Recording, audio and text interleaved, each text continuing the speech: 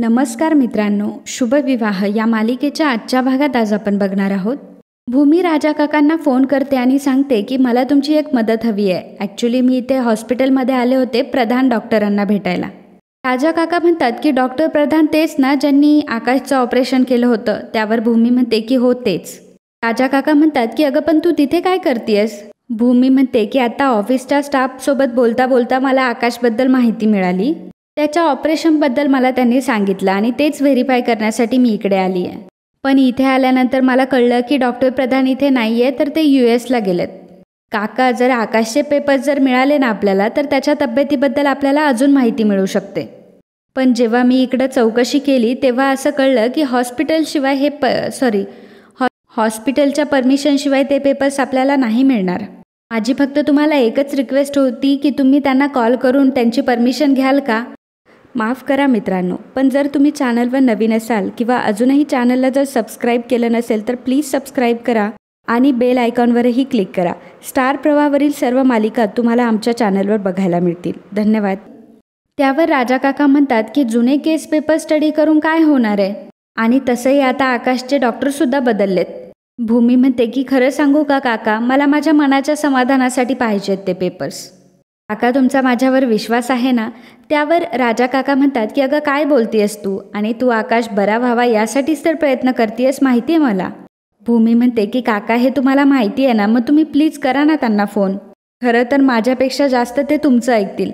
काका प्लीज जरा अर्जंट बेसिसवर करता का त्यांना फोन. राजा काका म्हणतात की बरं ठीक आहे, मी बोलून बघतो. भूमी म्हणते की आणखी एक रिक्वेस्ट होती, ही गोष्ट फक्त आपल्या दोघांमध्येच राहू देत. जर अजून काही माहिती मिळाली तर मी स्वतःहून घरच्यांना सांगेल.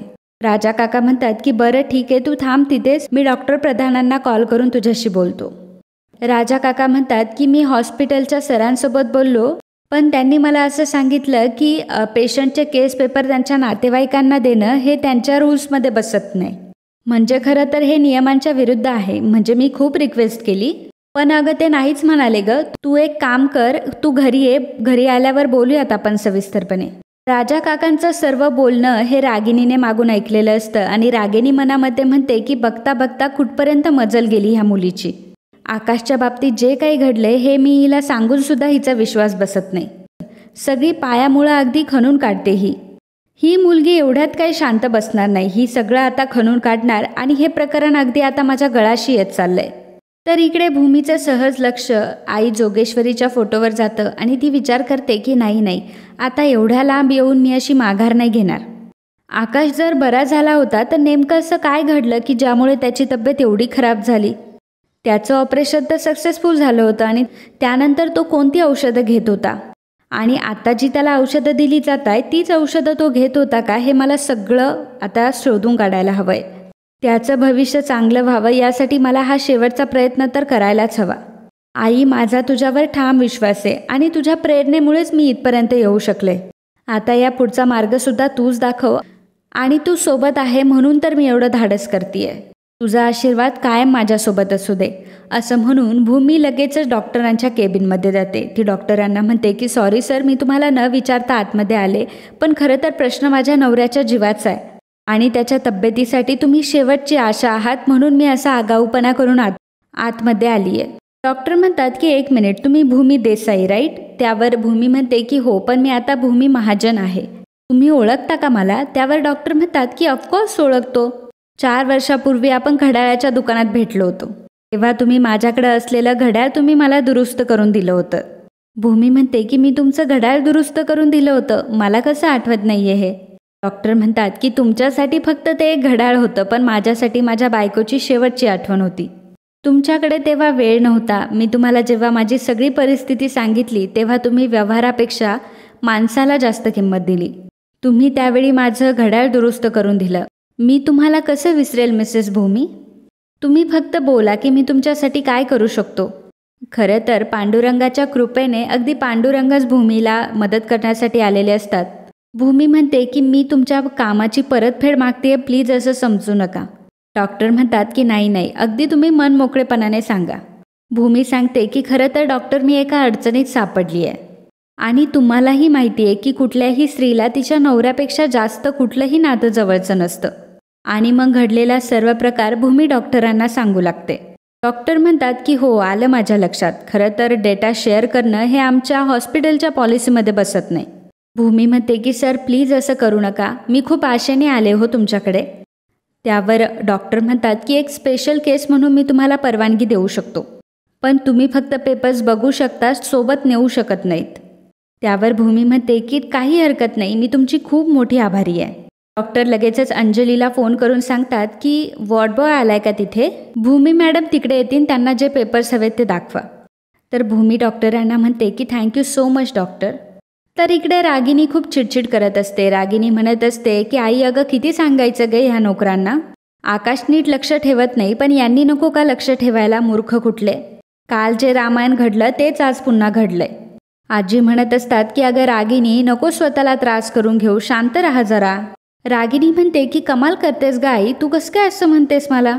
आकाश जरा नजरेसमोरून गेला तरी जीव कासावीस होतो तुझा, आणि आज काय झालंय तुझं. त्यावर आजी म्हणते की अगं रघु गेलाय ना शोधायला.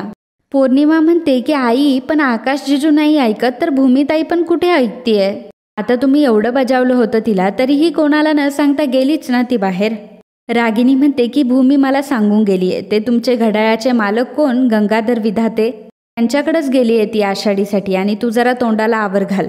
सतत त्या भूमीचं नाव घेण्यापेक्षा जरा कामांकडे लक्ष देत जा.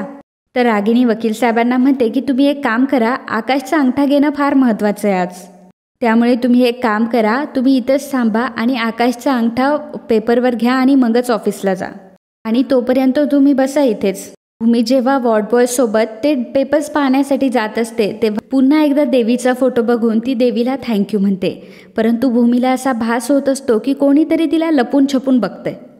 भूमी वॉर्ड बॉयसोबत तिथे स्टोअरूममध्ये गेलेली असते जिथे सर्व फाईल्स ठेवलेल्या असतात.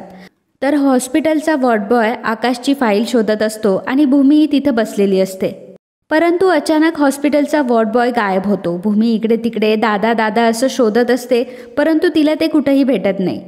आणि जेव्हा भूमी समोर बघते तेव्हा तिच्या पायाखालची जमीनच सरकते, कारण तो हॉस्पिटलचा वॉर्ड बॉय हा जमिनीवर पडलेला असतो. त्याच्या हातामध्ये ती फाईल असते आणि 2 गुंड हे त्याला मारत असतात.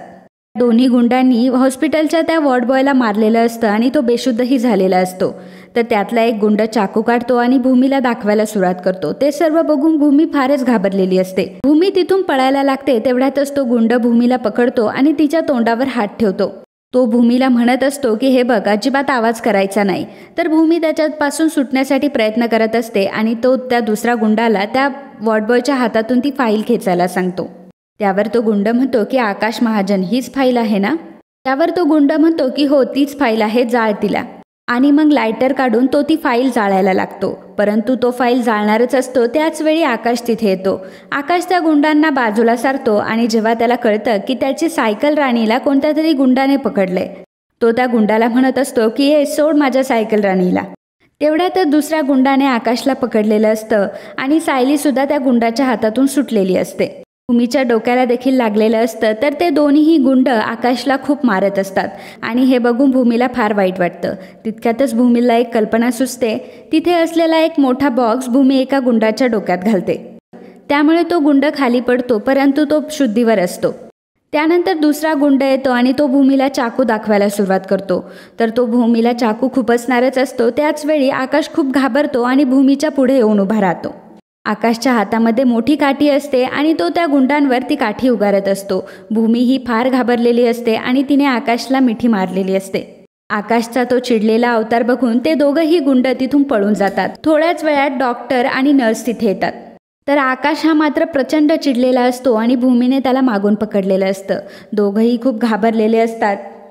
तर डॉक्टर आणि नर्स देखील तिथे त्यांच्या दोघांकडेही बघत असतात. परंतु हे 2 गुंड जेव्हा तिथून पळालेले असतात ते फाईल घेऊन पळालेले असतात आणि जेव्हा ते बाजूला येतात तेव्हा ते फाईल जाळणारच असतात. परंतु त्याच वेळी त्यांना पोलिसांच्या गाडीचा आवाज येतो. ते विचार करू लागतात की रागिनी मॅडमने तर आपल्याला ही फाईल गायब करायला सांगितली आणि पोलिसांनी जर आपल्याला इथं पकडलं तर, आणि त्यामुळे ती फाईल तिथेच फेकून ते गुंड तिथून पळून जातात. तर इकडे भूमी आणि आकाश दोघंही घरी आलेले असतात आणि दोघांनीही त्यांच्या जखमेवर बँडेज केलेलं असतं. तर भूमी ही आकाशकडे खूप प्रेमाने बघत असते, कारण आज खरं तर आकाशमुळेच तिचा जीव वाचलेला असतो. तेव्हा आकाशसुद्धा अगदी काळजीने भूमीकडे बघत असतो. आणि मित्रांनो, आजचा हा भाग इथेच संपतो. पुढील भागात आपल्याला पाहायला मिळणार आहे राजा काका भूमीला म्हणतात की अरे भूमी, तुला एक गोष्ट विचारायची राहिली. मला एक सांग की डॉक्टर प्रधान हे सिटी हॉस्पिटलला आहे हे तुला कोणी सांगितलं? भूमी त्यांना सांगते की काका ॲक्च्युली मला ते असं सांगताच भूमी गप्प बसते. तर रागिणी ही राजा काकांना म्हणत असते की खरं तर तुमच्यामुळेच प्रसंग ओढावलाय हा. राजा काका म्हणतात की मी काय केलंय? तर भूमी ही मानसीला म्हणत असते की काकांचं इथे असं अचानक येणं, त्यांच्या इतक्या चौकशा करणं, त्यांनी मला फार मदत न करणं आणि तो गुंडांचा झालेला हल्ला हे सर्व तुला वेगळं नाही वाटत आहे का मानसी? तर मित्रांनो, असे शुभविवाह या मालिकेचे डेली अपडेट बघण्यासाठी आत्ताच आपल्या चॅनलला सबस्क्राईब करा. आणि आजचा हा भाग तुम्हाला आवडला असेल तर व्हिडिओला लाईक आणि कमेंट करायला अजिबात विसरू नका. धन्यवाद.